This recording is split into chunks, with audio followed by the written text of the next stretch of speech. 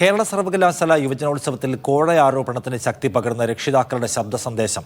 ആദ്യ സ്ഥാനങ്ങൾക്ക് വേണ്ടി കോഴ ആവശ്യപ്പെട്ടുവെന്ന് രക്ഷിതാവ് പറയുന്ന ശബ്ദ സന്ദേശമാണ് പുറത്തുവന്നത്. ഒന്നാം സ്ഥാനത്തിന് 1.5 ലക്ഷം, രണ്ടിന് 1 ലക്ഷം, മൂന്നാം സ്ഥാനത്തിന് 50,000 എന്നിങ്ങനെ പണം ആവശ്യപ്പെട്ടു. മത്സരിക്കുന്ന കുട്ടികളെ തിരിച്ചറിയാൻ അടയാളം വെക്കണമെന്നും സന്ദേശത്തിൽ പറയുന്നുണ്ട്. ബിജു സാർ ഇപ്പോൾ വിളിച്ചിരുന്നു. ആരോ 1:20 എന്താണ് കേൾക്കുന്നത്, എന്താണെന്ന് ഇപ്പോൾ വിളിച്ചിട്ട് കേട്ട സാർ. എനിക്ക് അറിഞ്ഞൂടെ സാർ ഇതിൻ്റെ പിന്നിലേക്ക് എന്തരാണെന്ന് എനിക്ക് ഒരു പിടുത്തവും കിട്ടുന്നില്ല. ഞാനിപ്പം മനസ്സിനാപ്പാടെ ഒരേ സങ്കടമായിട്ടിരിക്കുന്നു. ഇതുപോലെ സാർ ഇതുപോലെ വന്നിട്ട് കേട്ടത്, ഇന്ന് ഫാൻസി ഡ്രസ്സ് ഉണ്ടായിരുന്നല്ലോ, അപ്പോൾ അതിൽ പങ്കെടുക്കാതെ പോകുന്നതായിരുന്നു. രാവിലെ ആരും വിളിച്ചിട്ട് ഫോൺ എടുത്തില്ലായിരുന്നു. ആദം ഷായും വിളിച്ചിട്ട് എടുത്തില്ലായിരുന്നു, ബിജു സാറും എടുത്തിട്ടില്ലായിരുന്നു.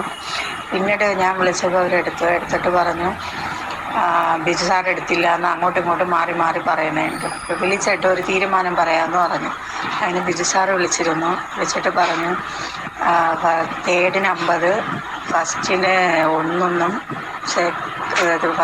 ഫസ്റ്റിനല്ല സെക്കൻഡിന് 1, ഫസ്റ്റിന് 1.5 എന്തോ പറഞ്ഞു. അങ്ങനെയാണെങ്കിൽ ഡാൻസ് ഐറ്റത്തിന് പൈസ കൊടുത്ത് മേടിച്ചാൽ പോരെ, എന്ത് പറയണമെന്ന് കേട്ടു. നമ്മൾ പറഞ്ഞു അതിനെക്കുറിച്ചൊന്നും ആലോചിച്ചില്ല, പിന്നെ പറയാമെന്ന് പറഞ്ഞു. സാർ ഇത് നമ്മളോട് പറയാൻ പറഞ്ഞതുകൊണ്ടാണ് ഞാൻ വിളിച്ച് പറയാൻ വേണ്ടി ഫോൺ ചെയ്തത്. സാർ അവർ പറയുന്നത് തേർഡ് വേണമെങ്കിൽ 40,000 രൂപയ്ക്ക് ഒതുക്കി തരാമെന്ന്. ഫസ്റ്റ് എല്ലാം ഞാൻ പറഞ്ഞില്ലേ സാർ, ആ സാറന്മാർക്ക് എല്ലാം ഉള്ള കുട്ടിയൊക്കെ ഫസ്റ്റ് കൊടുത്തിരിക്കണം. കാരണം അവൾ കോളേജിൽ നിന്ന് ആ കുട്ടിക്ക് ഫസ്റ്റ് കിട്ടാതെ ഡബിൾ എൻട്രിയിൽ വന്നതാണ്. ഗോപാൽ, ഷീല, സനൽ തിരുവനന്തപുരത്ത് നിന്ന് വിവരങ്ങളായി. ഗോപാൽ, എന്താണ് ഈ സംഗതി? ഉത്സവം തുടങ്ങിയ ആദ്യ ദിവസം തന്നെ കോഴ വിവാദം ഉയർന്നിരുന്നു. ആദ്യം തിരുവാതിര മത്സരത്തിലും പിന്നീട് മാർഗംകളി മത്സരത്തിലും കോഴ വിവാദം ഉയർന്നു.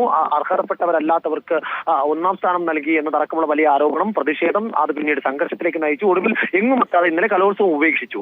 അതിനുശേഷമാണ് ഇപ്പോൾ ഈ ആരോപണങ്ങൾക്കെല്ലാം ശക്തി പകരുന്ന തരത്തിലേക്കുള്ള ശബ്ദ സന്ദേശങ്ങൾ, രക്ഷിതാക്കളുടേതായി പ്രചരിക്കുന്ന ശബ്ദ സന്ദേശങ്ങൾ പുറത്തു വന്നിരിക്കുന്നത്. അധ്യാപകരും വിദ്യാർത്ഥികളും രക്ഷിതാക്കളും ഉൾപ്പെടുന്ന വാട്സപ്പ് ഗ്രൂപ്പുകളിലാണ് ഈ സന്ദേശം പ്രചരിക്കുന്നത്. ഇതിന്റെ ഉള്ളടക്കം ഈ ഇടനിലക്കാർ നേരിട്ട് രക്ഷിതാക്കളെ വിളിച്ച് സംസാരിച്ചു.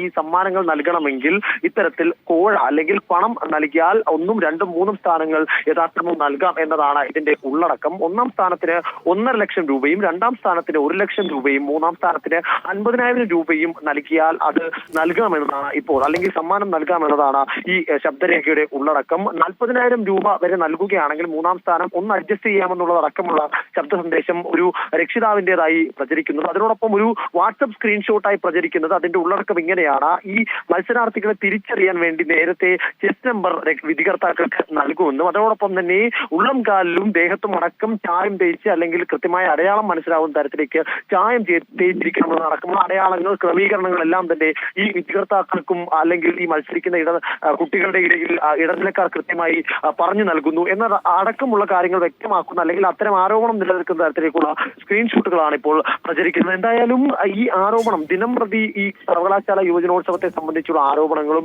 വെളിപ്പെടുത്തലുകളും എല്ലാം തന്നെ പുറത്തു വന്നിരിക്കുകയാണ്. ഇത് ബാക്കിയുള്ള മത്സരങ്ങൾ നടത്തുമോ ഇല്ലയോ എന്ന് പോലുമുള്ള കാര്യത്തിൽ ഒരു വ്യക്തതയും വരാതിരിക്കുന്ന ഘട്ടത്തിലാണ് ഇത്തരം പുതിയ വിവരങ്ങൾ കൂടി പുറത്തു വരുന്നത് എന്ന് പറയേണ്ടിയിരിക്കുന്നു. നിഷാദ്.